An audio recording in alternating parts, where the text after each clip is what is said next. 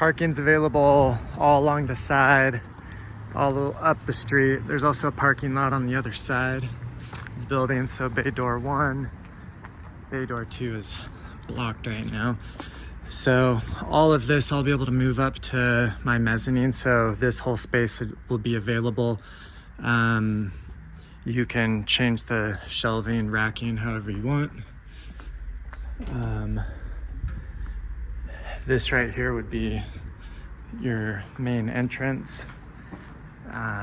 Everything is secure with camera, key code. So this is the 1,500 square foot space. There's a locking room here that can be used as an office. And this is just a utility room. That is can be a closed off space to another.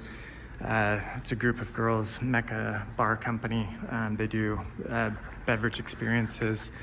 You've got a bathroom in here. Actually, I'll just show you so you can see. It's a pretty nice bathroom. So, nice bathroom. This area here goes to the shared kitchen area, and the door can be locked. And lastly,